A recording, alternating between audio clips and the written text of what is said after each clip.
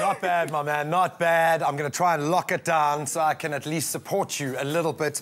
Man, I love this show. We broaden our horizons every day. Now, speaking of which, one reality show kicked off this week that is going to broaden the horizons, certainly of its contestants, but I think all South Africans. Why? Because we love to braai. Tbs Dijon, who is one of the judges on the Ultimate Braai Master, is here to give us a bit of background information on what promises to be the most challenging braai competition, if we can even call it that, in South Africa. And not even looking nervous, Lekkie joins us from Team Greenfeet.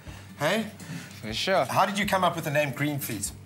Greenfeet arose because we were trying to go into the competition with a message that we were trying to send about going very green, clean, recycling. You got a hook. It's very important these days. Tell you what. That leads us into my first question. How do you judge a competition like this? What is it actually about? Yes, we know there's braaiing, but you know, from the visuals, it looked like these guys are doing the amazing race. We put them through their paces. You know what I'm saying? So we physically challenge these guys to work really hard, and then we make them cook. So kind of like us, really. And then we taste it. So it is quite challenging. But today, Lekkie's going to show us something that is, something great that can be made on the braai at home. Lekkie, what are you going to do, bud? What I was going to do has a very, very simple message to the past and my history within the restaurant industry that I work in. I'm going to do a stuffed breast chicken that's stuffed with fruits. And we're going to drizzle that after we season it a bit with pepper, salt, you know, a little bit of lemon and lemon zest. Get to it, man. Get a tiny bit of Dijon mustard sauce, creamy Dijon mustard sauce on top of that, with some potatoes accompanying it with a tiny bit of asparagus and a little bit of baby carrots to color the plate. Oh, that sounds great. Look, there's a lot to get through. I think you can get into it. While you're cracking, can I mix your fruit for you? Exactly, thank you. Superb, thank you. When you work with this gentleman here, you actually need to know your pace, because then, you know, you can still do braai, but come up with an idea where you put your beautiful cuisine on a plate from a fire.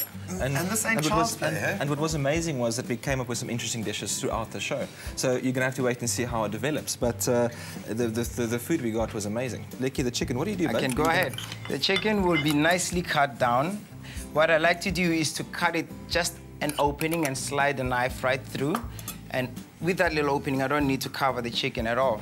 So what we do is take the little bit of those fruits and stuff them right inside, shove them all the way, so when it starts cooking, the fruits will get warm and nicely season the chicken right inside and give it that beautiful sweet, that gives it that little bit of sweet, moist texture and taste inside. And quite nice. Pineapple's got quite a bit of acidity with it as well, so you need it with good cooking. And throughout the show, you'll hear us hammer things like season, acidity, balance, as from a judge's side, because it doesn't matter where you eat in the world, salt and pepper never hurt anybody on food, Lekkie. Not at all. That's what I'm saying, man. I totally agree with you. I tell you what. Tbs, have you learnt a lot through this process? Because it looks like your eyes have been opened. It's been so inspiring to be, firstly, be on the road to see South Africa from a different light, but secondly, it's been so inspiring. We're building a braai at my restaurant. Oh, wow, so man. I decided we want to braai stuff now. So have we started a new era? Is this going to become an official arm of South African cuisine? I think it has to. You know, we're so fortunate to live in a country where we have such a great outdoor lifestyle, and we should celebrate it more often. And especially chefs, you know, there's flavors you get off of a braai which you just can't get out of the kitchen. You can't duplicate, man. So can I oil your pan, Lekkie?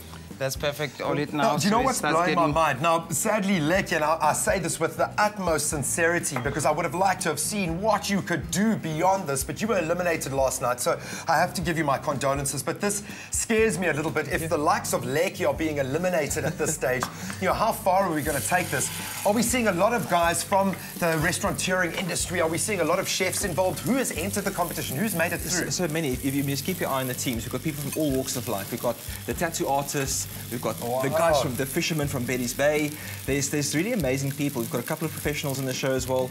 But they are challenged to put to their faces throughout the show. So it's all on a level playing field. You know, the sisters from Soweto are there, which, you know, they cook delicious food, but more homegrown. It's amazing to see these people develop also in personality, but also in what they cook. I was going to ask about this. You had to kind of present your dish here.